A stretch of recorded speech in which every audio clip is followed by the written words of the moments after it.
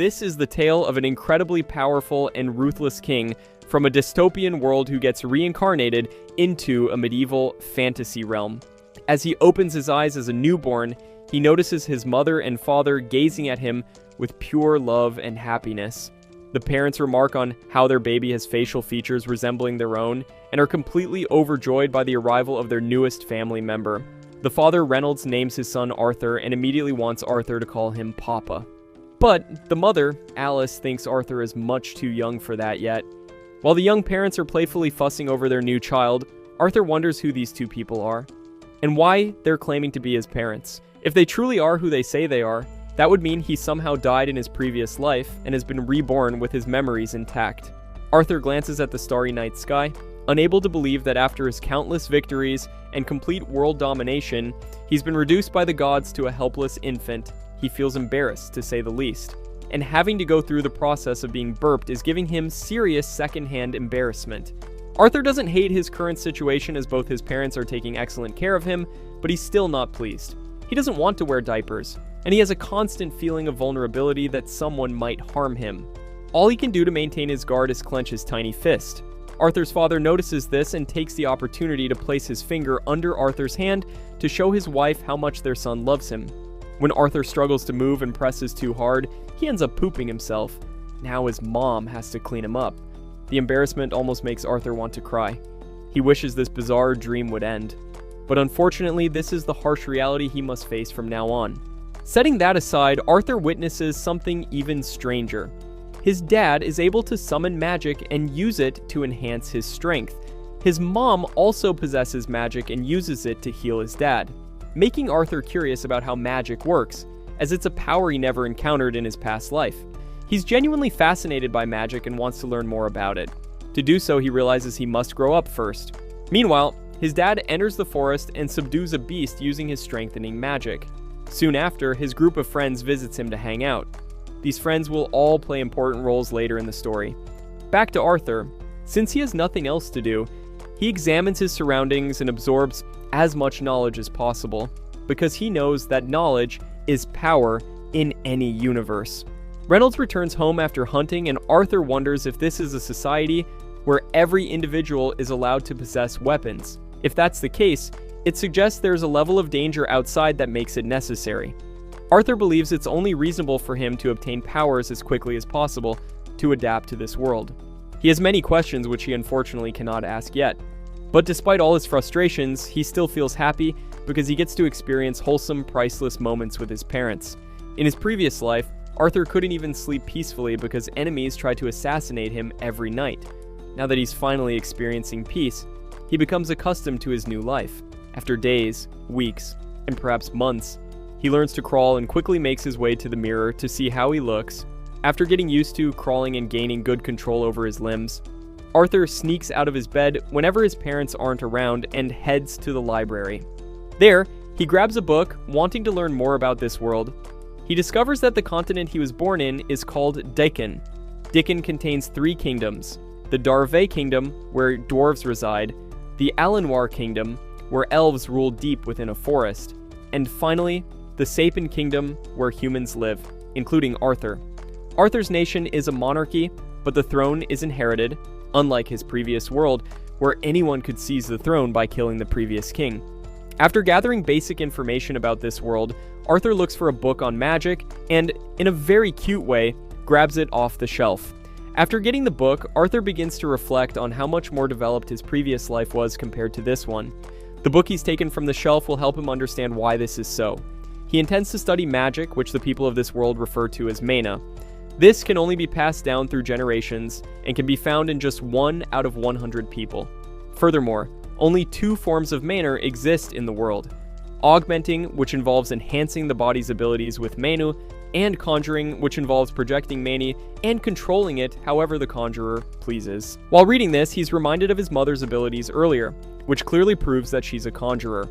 Although every person that possesses mana has a mana core, most spellcasters tap into it at the beginning of puberty. When they master this process, they can become mages. Having read this, Arthur believes it's similar to the concept of Kai, which he's very familiar with. However, he's skeptical about whether this knowledge would serve as a weapon for him. being the aspiring warrior he is. At that moment, he channels his inner Kai and is about to reach a certain level when his mother, Alice, interrupts him.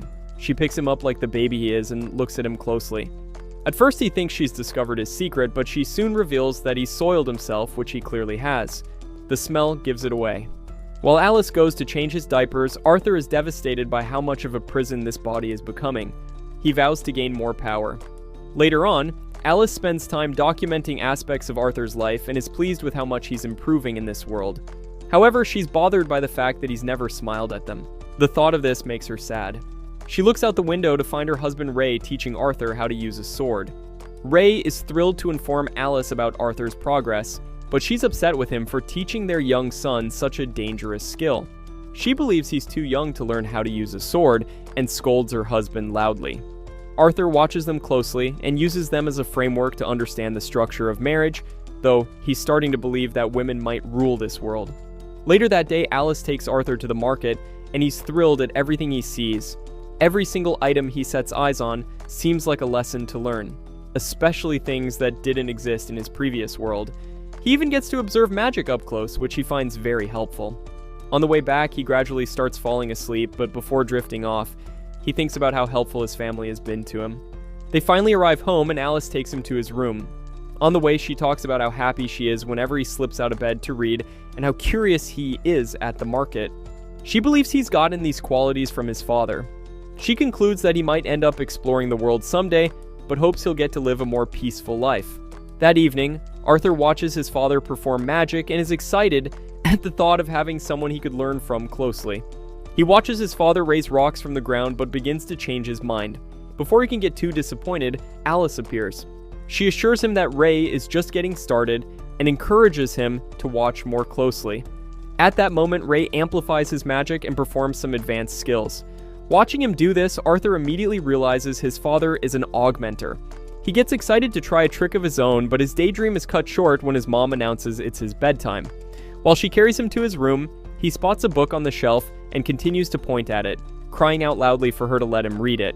After using his adorable face to persuade her, she lets him read for a while. As he reads the book, he recalls all the knowledge he's gained in his attempt to produce mana himself. He begins to channel all the mana from various points in his body to one spot. He does this for a while, and just when his parents think he's probably asleep, a loud explosion rocks the house. Ray dives quickly to protect Alice and gets his back burned in the process. After making sure Alice is safe, they both remember they left Arthur in the house. They rush into the house and are absolutely stunned to find Arthur floating in midair. They're left speechless as they watch him slowly descend to the ground. Just as he does so, the roof begins to collapse. Since he's just a child, Arthur can't move out of the way in time, but his parents swiftly shield him from what could have been his death. Soon after, they all burst into tears, with Arthur realizing that Alice and Ray would do anything to keep him safe, a sense of security he never experienced in his past life. We get a glimpse into Arthur's past life as King Grey. Back then, a royal servant was caught trying to assassinate him. By law, the man should have been executed immediately. But instead, the king's council decided to exile him to his home country along with his entire family, knowing that a fate worse than death awaited them there. The would-be assassin, desperate and terrified, begged Grey to spare his family. Yet Grey, showing no mercy, killed the man's wife and daughter right before his eyes, not out of vengeance, but as an act of mercy. It was a chilling display of how cold-blooded he truly was. It's almost unbelievable to think that Arthur, this innocent-looking child, is the same person who once ruled with such heartless resolve. Currently, Arthur is spending time with his father, Ray, who gives him a pair of identical combat gloves like his own. But Arthur turns them down, preferring to stick with his wooden sword instead. He believes that, with his current size, wearing the gloves would limit his reach too much and put him at a disadvantage. Ray doesn't argue or insist. Instead, he smiles and casually begins their usual sparring session. But today isn't like the others. In the middle of the fight, Arthur reveals he's learned how to reinforce his sword with mana. With that sudden revelation, he completely disarms Ray. For the first time in his life, Arthur wins, leaving Ray stunned, speechless, and completely caught off guard by his son's rapid development. Later at dinner, Ray decides to get Arthur a proper instructor, having realized that he'll be holding his son back if he doesn't. Arthur's mom, Alice, opposes this decision as she knows that getting Arthur an instructor means he'll have to leave their hillside home and go to the city alone at the young age of 4. Ray still insists, telling Alice that Arthur can now enhance objects with magic and argues that it's for his future. Both parents argue back and forth on the matter and end up in a heated discussion at the dinner table. So Arthur comes up with a simple solution to create a win-win situation for both of them and suggests that they all go to the city together. This way, Ray gets to have Arthur trained by a proper tutor and Alice gets to keep her little boy by her side. Arthur's parents immediately agree and start packing for their move to the city. Not long after, Ray's friend group, an adventuring party called the Two Horns, comes personally to escort Arthur and his family to the city. Arthur introduces himself to them and to their leader, Adam, who tells Arthur that they've met before, but assumes a child like Arthur wouldn't remember. However, Arthur does remember everything clearly. It was when he accidentally blew up the house. At that time, the Two Horns came to help rebuild it, and Arthur overheard their conversation, learning that his parents were once part of the Two Horns before settling down.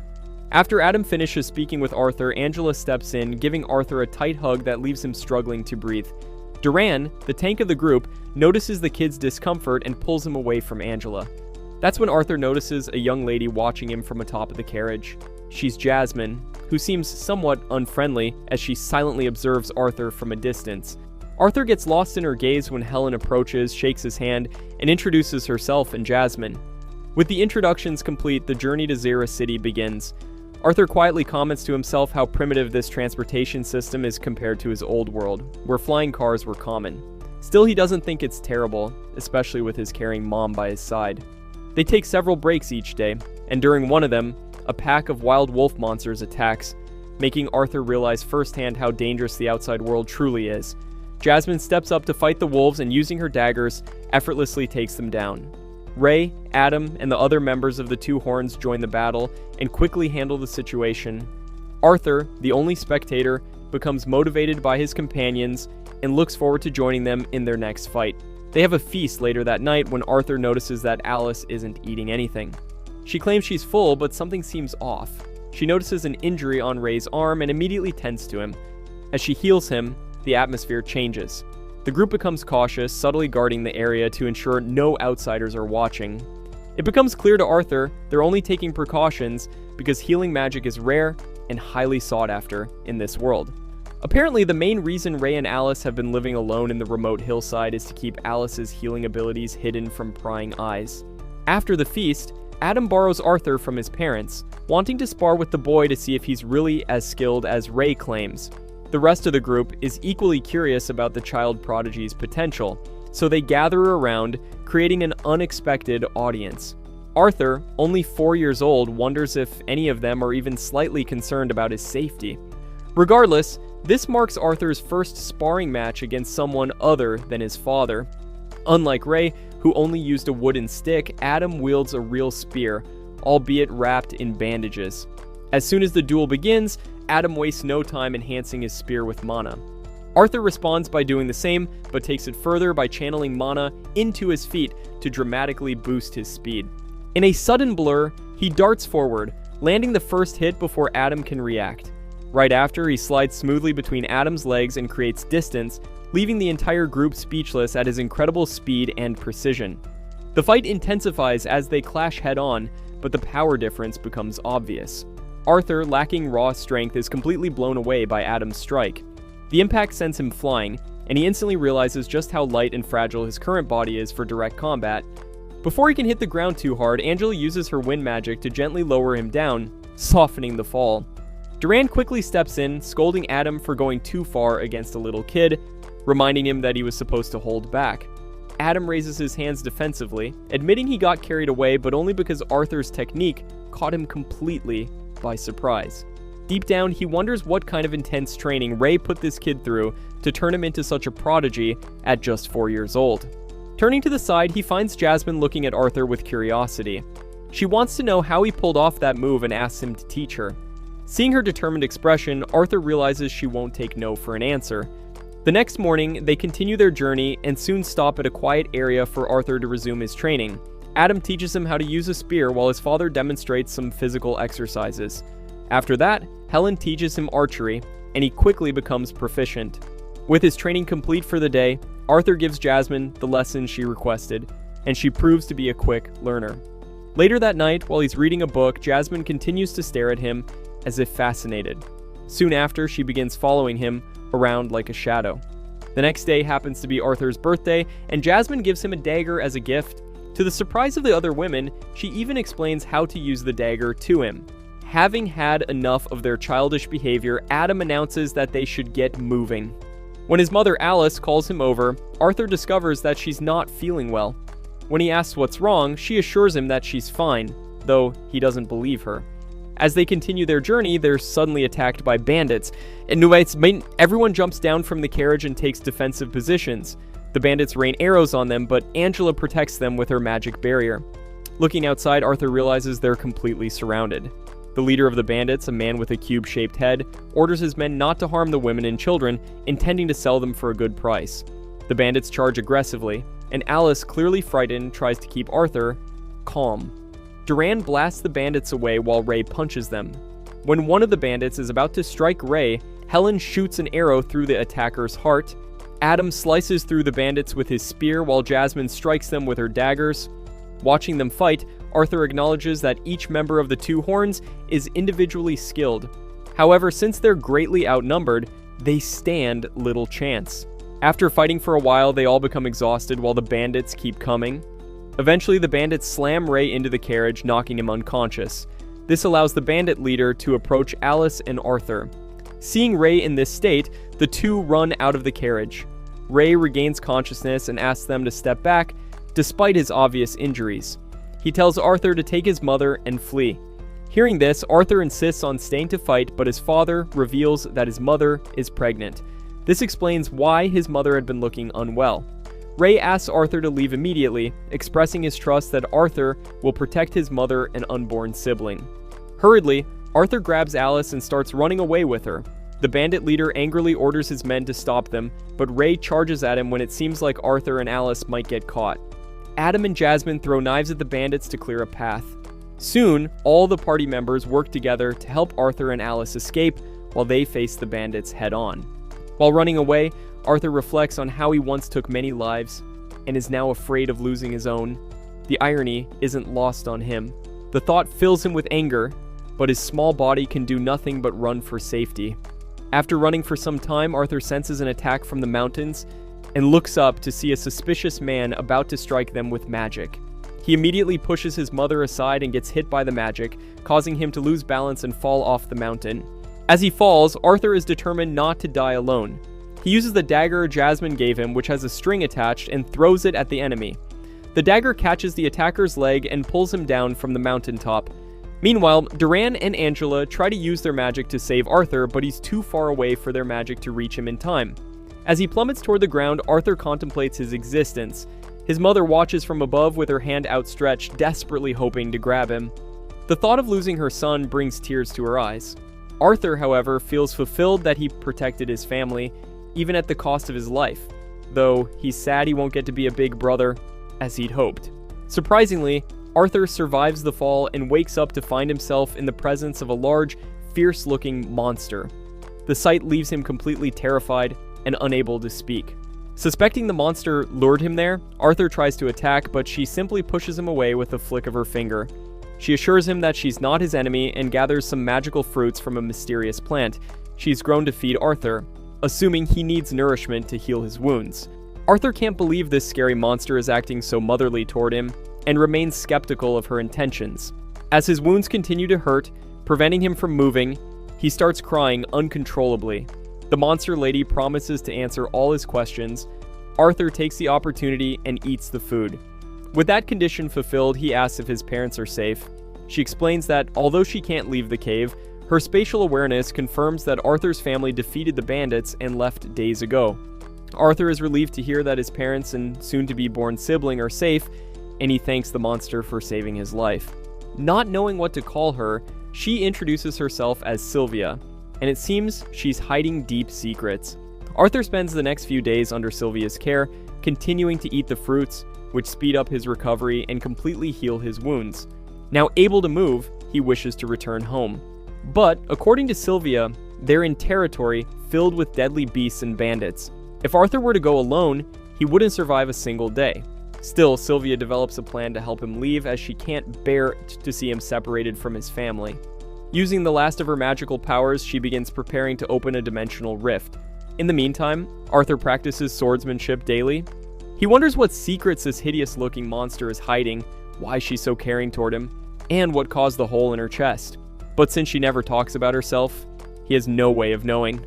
After training, he meditates to enhance his mana, which catches Sylvia's interest. She then shows him something fascinating, a method to gather mana from the surroundings while simultaneously using magic. Sylvia explains how people's fixed concept of mana has created the problem of collecting and using it separately. She points out that beings like her can do both simultaneously, eliminating the issue of mana depletion altogether. She adds that magical beasts perform this technique as naturally as breathing. She then asks Arthur if he wants to learn this ability, and he enthusiastically agrees. Before teaching him, she asks why he wants this ability.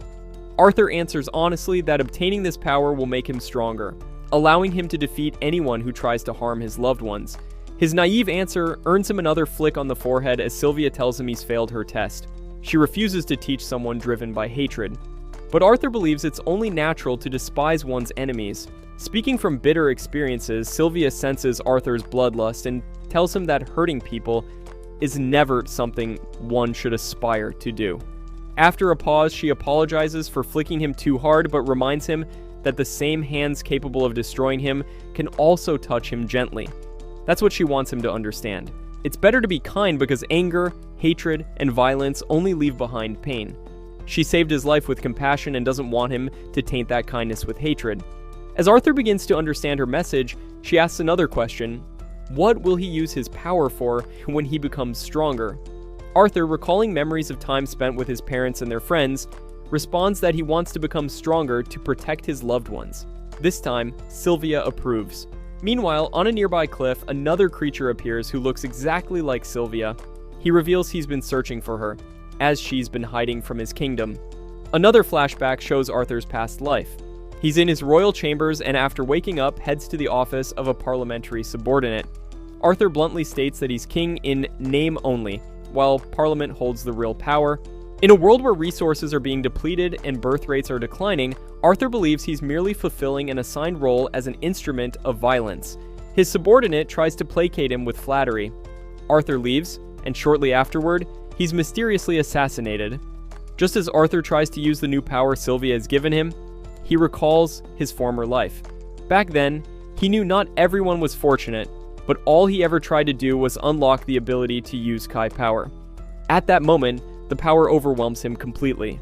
The question remains, what will he do with this new power? As he practices with energy flowing through him, Sylvia suddenly throws him against a rock. Confused, he wonders why his caretaker is hiding him away. She tells him not to be afraid, but says he must stay there for now. From inside the rock, he witnesses an incredible surge of power. Another creature, identical to Sylvia, arrives. This being had been searching for her and reveals he followed the scent of blood. He demands she come with him immediately, but she refuses. Sylvia is prepared to fight to the death. When the creature attacks, she transforms into her true form. The entire area turns icy as she breathes frost. She's a powerful dragon. Seeing her in this form, the creature warns that using such power will kill her. But Sylvia doesn't fear death. To her, she's lived well and is at peace with dying. Even if it means her end, she refuses to surrender. They engage in a fierce, terrifying battle that Arthur watches helplessly from the cave, overwhelmed by their incredible strength. As expected, the creature fights back just as fiercely, seemingly gaining the upper hand until Sylvia unleashes her trump card. She freezes the entire area, immobilizes the creature, and then opens the cave to release Arthur. When he emerges, he's stunned to see her true form, a dragon. She opens the sky above and tells him he can now leave. She's given him power to help him find his way home. She asks what he'll do with that power, hoping he won't be consumed by anger or hatred. Arthur answers that he'll use the power to protect his family.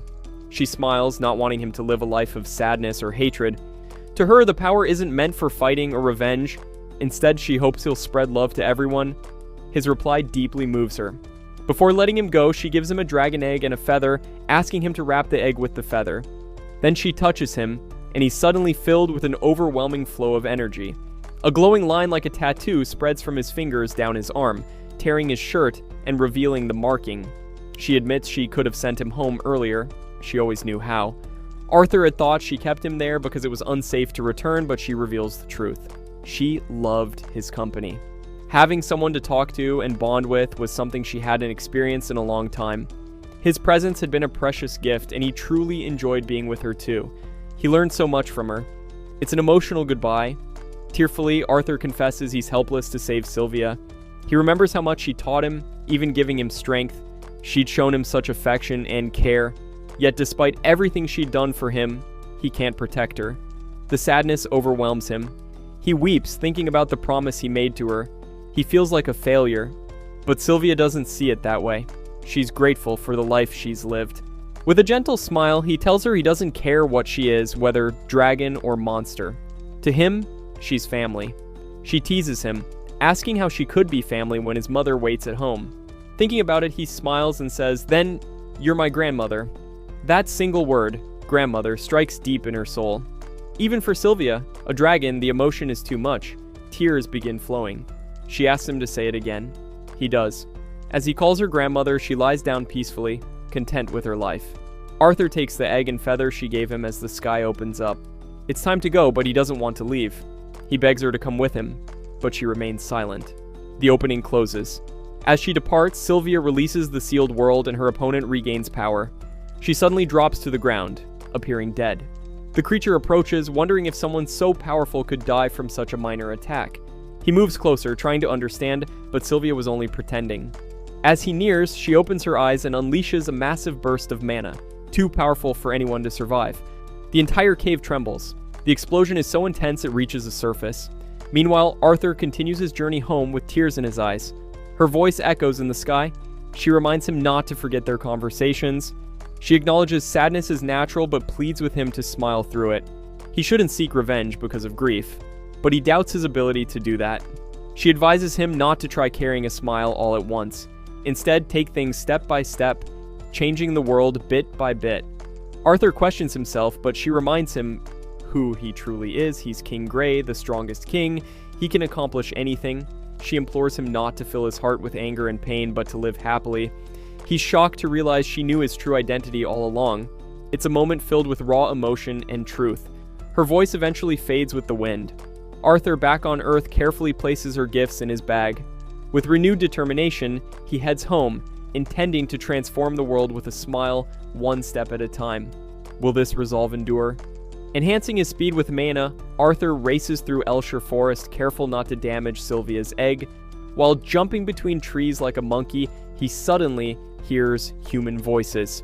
He moves closer, hoping they'll lead him to the city where his family is, but as he lands on a tree above them, he discovers they're actually 4 bandits who've kidnapped an elf girl to sell as a slave. Arthur had already encountered a similar group days ago who tried to capture him and his mother for slavery. Assuming these guys are connected, he seeks payback. Meanwhile, the slave traders push the elf girl into their carriage and prepare to leave. Watching everything unfold, Arthur feels furious. But remembering Sylvia's advice, he calms himself and follows the carriage until evening when the bandits make camp. Arthur could play it safe by continuing to follow them to a human town while staying hidden, but that would mean abandoning the elf girl. He waits until midnight before making his move. The bandits use horned wolves to pull their carriage, and Arthur devises a plan to use the wolves against them. He throws rocks at the animals, causing them to howl loudly. One bandit tries calming the wolves, worried their noise might attract dangerous creatures, and starts kicking one. Arthur seizes this opportunity to sneak up behind him, strengthening his right hand with mana to sharpen it and incapacitates the man. He grabs the bandit's knife and ruthlessly kills the second slave trader. The third bandit senses something wrong, but before he can react, Arthur slashes his leg. The third bandit quickly alerts his leader about the child mage, but the leader dismisses it, seeing only profit in his future. Convinced he'll capture Arthur alive, the leader drops his sword, not wanting to damage his future merchandise, and charges at Arthur barehanded with mana-reinforced fists. Arthur dodges the first strike and attempts to grab the leader's weapon using his thread technique from his previous battle. However, the leader, being much more experienced, sees through Arthur's trick and kicks him away. He then lifts Arthur by the leg effortlessly, declaring victory. but for Arthur, it's just beginning. Arthur burns the leader's left leg with a sudden fire spell, enraging him to the point where he now wants Arthur dead, saying he'll sell the kid's corpse to some creepy collectors. While the leader rants, Arthur uses his thread technique to throw his knife, stabbing it directly through the leader's forehead, killing him instantly. The third bandit, still alive, begs Arthur to spare him, promising to change his ways. But Arthur knows these are empty promises. Plus, he can't leave witnesses to his actions, so he finishes him too. He then enters the carriage, removes the blindfold from the frightened elf girl, and assures her she's now safe to go home. She's confused and becomes worried seeing Arthur's injuries. Arthur realizes children aren't accustomed to such violence, so he quickly covers the bandits' bodies before she can see them. He makes up an excuse, telling her the bad men died in an accident, and she, being actually young, believes him immediately. Arthur gathers useful items for the rest of his journey and prepares to leave, but the elf girl stops him, holding his hand and pleading not to be left alone in this dangerous forest. She tells Arthur her parents warned her about tree ghosts that eat children, though honestly, those were just bedtime stories. Arthur realizes he has no choice but to take her home safely. She uses her sense of direction and says her home is southward, opposite from where Arthur's parents are. He asks how she was kidnapped, and she explains she wandered into the forest chasing butterflies and got lost. Arthur isn't surprised, expecting something that ridiculous. He recalls being imprisoned at her age in his past life. Not wanting her to suffer similarly, he agrees to escort her home. The elf girl doesn't want to keep using the horned wolves for travel. According to her, they'll die if kept from their natural life, so she bravely removes their restraints and the wolves quietly return to the wilderness where they belong. Arthur feels glad to have saved such a kind-hearted girl and becomes even more determined to return her home safely. The next morning, the two brave children begin their forest journey on foot, and Arthur finally asks the elf girl's name. She introduces herself as Tessia, then asks for his name, which he provides. As they continue walking, he figures she must be hungry, so he gives her a bowl, sits her down, and tells her to eat. Even if she's not hungry, he says it's best to eat for strength since she has a long walk ahead. The moment reminds him of Sylvia, who once told him the same thing. Eat even when not hungry because you need strength to move. He catches himself talking just like her and smiles. It's natural. When you spend significant time with someone, you adopt their mannerisms. After serving Tessia, she complains that it smells weird. He offers to add leaves to improve it, but she still dislikes it. He realizes he never truly experienced childhood. For him, meals were about nourishment, not taste. Watching her helps him understand what childhood means. She whines about wanting something sweet, but that's impossible out here. Their journey continues, and it's genuinely interesting. He asks about her city, and she shows him the mana she was chasing, saying there's plenty back home. She also mentions she can't wait to awaken her mana to study under her master. Arthur's surprised. He didn't know elves had schools. When he asks, she doesn't understand the question. They walk until nightfall, and he sets up a tent for her. He hears howls from the wolves he released earlier, and worries they might attack. He regrets not killing them when he could. Tessia enters the tent and tells him to sleep too, but being protective, he insists on staying outside to keep watch. She argues, saying her grandfather told her not to sleep in the same room as the opposite gender, but she'll make an exception. She promises secrecy. When he still refuses, she emerges scared, claiming that if he stays out, whatever danger he's guarding against might notice and find her too. For her comfort, he agrees to sit inside. In the tent, she chatters about humans, how they're perverted with many wives. He tries correcting her, but she falls asleep. Eventually, he does too. The next day, their journey continues. From leaping mountains to walking on water, he's proving to be a reliable big brother. Being with her shows him what childlike innocence means. Still, the journey feels endless, and he worries about his parents. Meanwhile, Tessia has grown comfortable around him and talks freely. Along the way, Arthur suddenly feels sharp pain in his mana core. Tessia thinks he's just tired and hurries to find herbs while he leans against a wall. The pain intensifies, and then one of the horned wolves approaches. Terrible timing. Tessia returns with what she calls herbs. Arthur, ever protective, shouts for her to run. He assumes the wolf will attack, but instead, it drops meat and leaves. Tessia smiles happily, saying that's the reward for being good. They cook the meat, and after one bite, Tessia is overjoyed. It tastes much better than their earlier meal. When Arthur tries it, he finally understands why kids prefer sweet food. It's so delicious, he wishes he'd eaten such things before. She tells him she found mushrooms instead of herbs, saying women in her city eat them often. He drops his guard and takes a bite.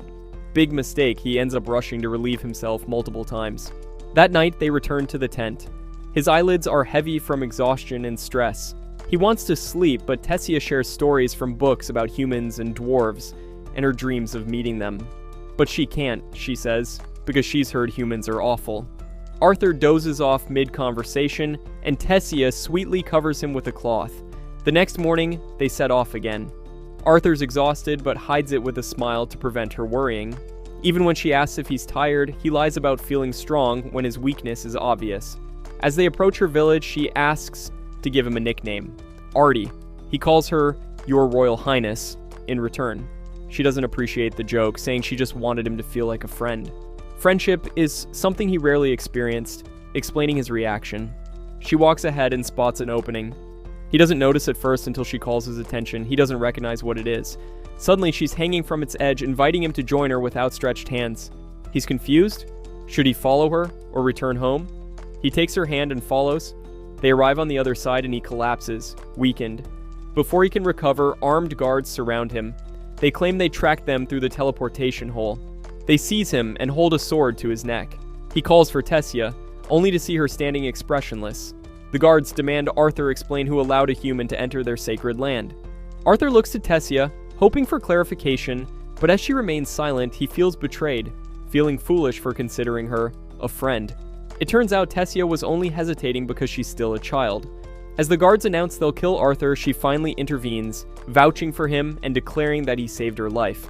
However, the guards maintain that Arthur somehow brainwashed Tessia. Fortunately, the wisest man in the Elven lands emerges from the teleportation portal and orders the guards to release Arthur. This is Virion Irith, former king of Elenoir, who personally thanks Arthur for saving Tessia, revealing she's his granddaughter and princess of this kingdom. Arthur is stunned, never imagining Tessia could be royalty based on her behavior during their time together. Tessia's parents, King and Queen Aldwyn and Marielle Irith, arrive moments later, reunited with their missing daughter after days apart. While Marielle checks Tessia's condition, Aldwyn questions what a human is doing here. Apparently inheriting his mother's intelligence rather than his father's wisdom, Aldwyn immediately orders soldiers to kill Arthur. Virion intervenes again, explaining he ordered the guards to stand down. He tells Aldwyn that Arthur saved Tessia despite being a supposedly barbaric human. Tessia supports Virion, begging her father not to harm her friend and suggesting they invite him to their castle. The thought of a human entering their castle makes Aldwyn hesitate. Without waiting for his answer, Tessia approaches Arthur, promising their royal chefs will make his favorite snacks. Not wanting to upset his daughter, Aldwyn agrees. Meanwhile, Virion's curiosity piques, sensing Arthur's mysterious power, and requests a private conversation later. For now, Arthur accompanies Tessia through Elenoir, an artistic society with houses built on and beneath trees, where people live simply but peacefully. Walking beside Tessia, Arthur attracts attention from curious onlookers wondering about this human's presence. Arthur remains troubled by Tessia's initial hesitation to help him. Why did she hesitate? What explained her stern expression? The thought bothers him, triggering chest pain. Nevertheless, he stays alert, suspicious of his surroundings. They reach the castle where dozens of elven maids welcome them, dedicated to Tessia's happiness. Today, Tessia wants to repay Arthur by ordering her maids to provide the best hospitality. Seeing their reluctance, she assures them Arthur is genuinely good-hearted. She asks what he wants to do, eat snacks, play, have lunch, or freshen up. Before anything else, Arthur wants to speak with her parents about what happened. He gathers everyone in the meeting room for a serious discussion, though Tessia treats it like a tea party, bringing refreshments. Aldwyn formally introduces himself, his wife Marielle, and his father Virion. Arthur introduces himself as an average child from a backwater village in Sapin. He kneels before Aldwyn, acknowledging that commoners rarely see royalty, expressing gratitude for this opportunity. Aldwyn finds Arthur surprisingly well educated for a peasant but allows him to continue. Arthur explains what happened, including his separation from his family, without mentioning Sylvia. When he describes finding Tessia kidnapped by slave traders, the mood shifts. Aldwyn seizes the opportunity to blame all humanity for what happened. Virion asks the real question, how did a 5-year-old rescue Tessia from adult slave traders? Arthur reveals he's a talented mage who eliminated the traders. Aldwyn disbelieves him, and the same guard again suggests Arthur brainwashed Tessia. Virion, supporting Arthur from the beginning, silences the guard. Tessia confirms hearing the slavers discuss selling her for a high price. Her mother embraces her emotionally after this traumatic account. Aldwin now believes Arthur and appreciates his actions. Arthur then explains he's missing from his family and wants to reunite with his parents in Sapin. Aldwin can't believe Arthur expects elves to help humans they consider barbaric.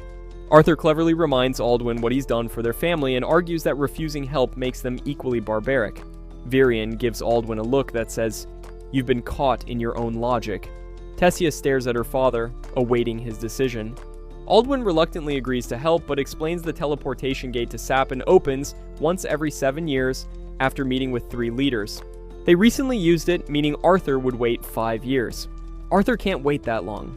Aldwin offers soldiers to escort him home, starting tomorrow. Arthur feels relieved, but his mana core suddenly hurts again.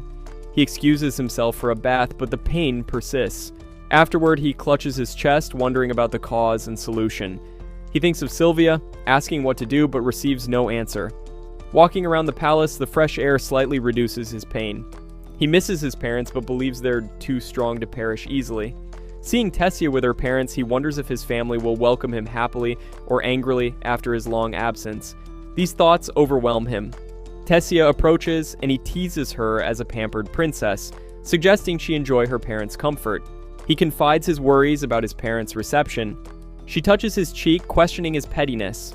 Parents always worry about their children, she assures him, certain his parents are concerned about him too. As she holds him, bellflowers fall around them. She identifies them for him. Seeing her like this, he recalls entering the city and fearing betrayal from her expression. Grateful she proved trustworthy. However, those flowers seem familiar, not as decorations, but as weapons from his fighting days. He apologizes, confusing her. He claims to like the flowers and throws one back to its sender, Virion. Shocked, he asks why Virion would attack his granddaughter. Virion smiles, asking if such a thing could harm anyone. Tessia approaches Virion, begging him to leave Arthur alone, insisting he's different from other humans. She pleads with him to stop bullying Arthur. Virion doesn't consider it bullying, saying he's found someone fascinating for the first time and won't let him go. He magically seats Tessia away and produces a stick for dueling with Arthur. The duel begins with Arthur giving his all, using his mana to fight, but noticing Virion moves faster. Despite his efforts, he can't land a hit on Virion. When he makes a forceful attempt, Virion breaks his stick, with a piece nearly hitting Tessia, though Arthur shields her. He decides to use magic, powerful enough that few could survive it, yet surprisingly, Virion repels it. After multiple attempts, Arthur finally strikes Virion's head. Shocked but excited, Virion requests another round, but Tessia intervenes, tickling his posterior and demanding he leave her Artie alone. Virion claims Arthur isn't the child Tessia believes, suggesting Arthur actually outmatched him in their duel. Arthur denies this, saying Virion overestimates him. Virion offers to make Arthur his disciple. Though tempted, Arthur's concern for his worried parents makes him decline. He explains his concerns, but Virion reveals he can help Arthur communicate with his parents without returning home. Curious, Arthur inquires further, and Virion releases something into Arthur's body. The mana pain returns, confirming Virion's suspicion that Arthur possesses the beast will. Virion warns that Arthur's only survival chance is becoming his disciple, a difficult choice for Arthur. Arthur finds himself immobilized by agonizing heart pain. As he struggles, dark aura emanates from his chest, forming a terrifying entity. Frightened, Arthur closes his eyes, wondering if this monster represents his anxieties or responsibilities. As the creature approaches, about to attack, a faint voice calls him. Tessia's voice calms his heart enough to wake him. Opening his eyes, Arthur finds Tessia sitting on him, making him wonder if he's somehow entered the Mushoku Tensei universe. Tessia wishes him good morning, but he pretends to resume sleeping, calling her the monster from his dream. Tessia informs him her grandfather awaits outside. When Arthur ignores her, she physically drags him from bed, telling him to fix his messy hair. Arthur retorts that her hair resembled Medusa's moments ago. While changing clothes, Tessia asks if he's staying. Arthur replies he hasn't decided, addressing her as princess. Tired of formality between friends, Tessia punishes him with a back pinch, threatening serious anger if he calls her princess again. Arthur notes she already seems angry. After preparing, Arthur joins Tessia outside where they see Aldwin pleading with Virion not to let Arthur stay. Both Aldwin and Marielle maintain their prejudice against humans. Virion dismisses them, clearly favoring Arthur. Tessia overhears and again defends Arthur, saying they should welcome him after he saved her. Aldwin acknowledges gratitude but refuses to let a human contaminate their sacred land. Virion silences his stubborn son, technically the highest authority as king, and instructs Arthur and Tessia to board the carriage. The carriage departs for Virion's old friend's location. Tessia falls asleep on Arthur's shoulder, and Virion asks Arthur to let her rest, explaining she woke early for this important day determining Arthur's future.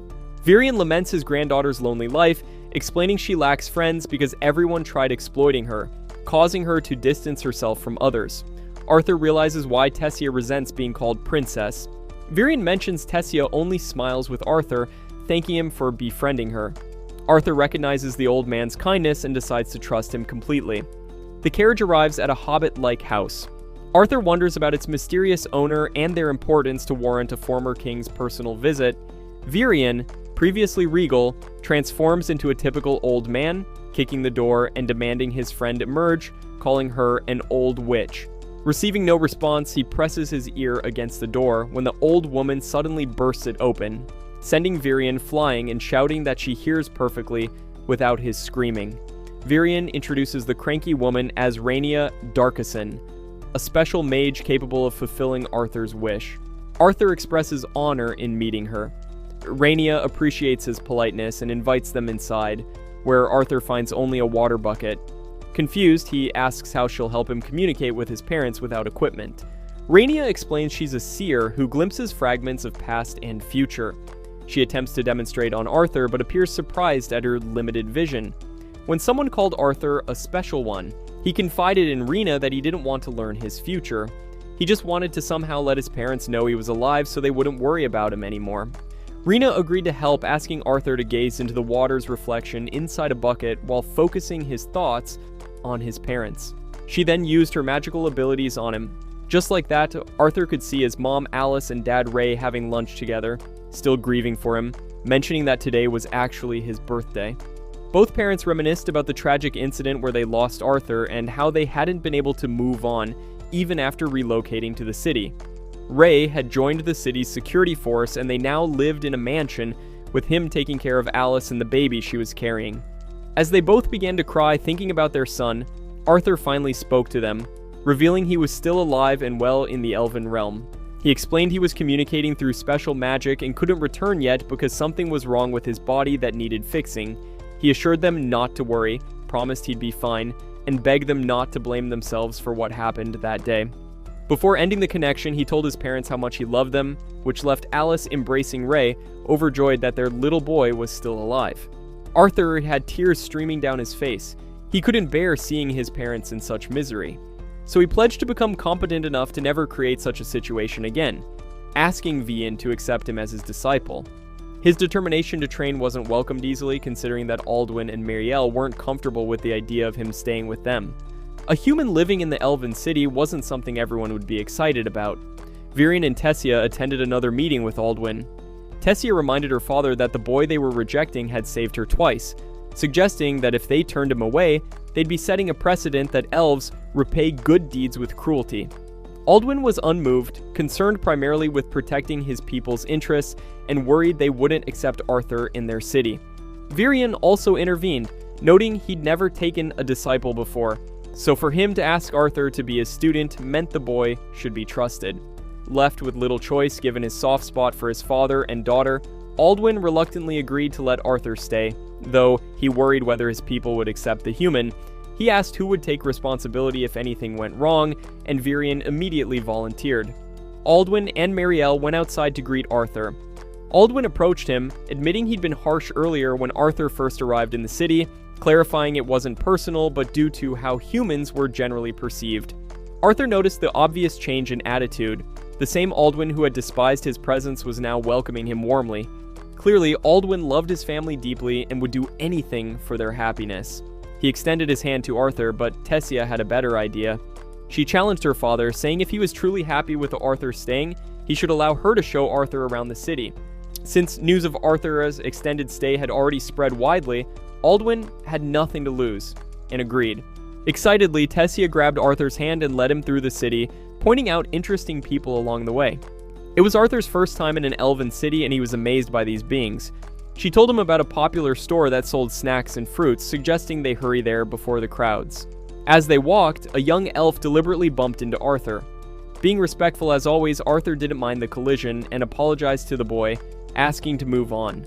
But the elf looked at him with contempt. He commented that Arthur had contaminated him with his human presence, adding that regardless of Vian's wishes, Arthur would never be accepted because of his humanity. Normally, Arthur wouldn't consider being mischievous in such a situation, but he'd learned some playfulness from Tessia, and this seemed like a perfect opportunity to display it. The boy glanced at Tessia, warning her that associating with Arthur would only damage her reputation. He introduced himself as Frath Ivar, revealing his noble status, and offered to escort Tessia home. Tessia immediately scolded him for his behavior, but Arthur had something clever in mind. He sarcastically bowed to Frath, deliberately mangling his family name by calling him Ivisur instead of Ivar, essentially turning it into a slur. Tessia caught on to what he'd done and laughed, but Frath understood the sarcasm too. Unwilling to lose face as a nobleman, he immediately challenged Arthur to a duel. Challenging someone to a duel in that city was unusual. Adults stopped to watch the confrontation. If Arthur refused to fight, it would mean defeat and disgrace for both Virion and the royal family, so he accepted despite Tessia's insistence that it wasn't necessary. Frath asked Tessia to judge the contest and the challenge began. Frath arrogantly charged forward to attack, but Arthur struck him with just one blow, and the proud boy collapsed with his eyes rolling back. Tessia wasn't surprised. She'd warned Frath that Arthur wasn't weak, and since he hadn't listened, he'd have to face the consequences. She grabbed Arthur and told him to run, and they happily raced away together. As time passed, Arthur grew comfortable with Tessia and enjoyed her company. They went out together, shared meals, and even read together. Whenever any elf tried to bully him, she'd immediately come to his defense. After one of their daily outings, she stood by a railing talking with him. His training was scheduled to begin the next day, and she asked how he felt about it. He seemed troubled by something, so she asked what was bothering him and whether he still wanted to train. He recalled a previous conversation with Virion, who had reminded him that he was in a foreign land without family or friends for support. He had no one to rely on, yet he'd chosen to remain and learn. Virion had warned him that the training wouldn't be easy. It would be more difficult than anything he'd experienced before. However, if he persevered through the challenges, his future would be secure. Virion had given him another chance to back out and asked if he was truly interested, to which Arthur had confirmed his commitment. So Virion had instructed him to temporarily forget about the pain in his monocore. Looking at Tessia with excitement, Arthur told her he was looking forward to training the next day. He revealed that he'd been through a lot already and had fought alongside his father. He knew that his past experiences wouldn't compare to what lay ahead, but he was determined to persevere and become stronger. She extended her hand as well, saying she would also do her best. Do her best at what, he wondered. She explained that she'd always tried to ensure he wasn't stronger than her, and that she could compete with him. He mentally crossed his fingers about that prospect. The following day, training commenced. Arthur stood before Virion as he introduced what the next phase of Arthur's life would entail. As training began, Arthur thought to himself that life in the Elven Kingdom moved faster than life outside. In just a few days, he'd learned so much and was growing rapidly. He'd chosen to stay there knowing it was the best decision for him, taking charge of his future. He told himself that even though he didn't know what challenges awaited him in this strange kingdom, he was certain his future would be bright. The narrator wishes him well and expresses excitement about what the future holds for him. Several months passed, and even Tessia had learned to use her mana. One morning, she tried to wake Arthur, but he didn't stir. So she used mana to wake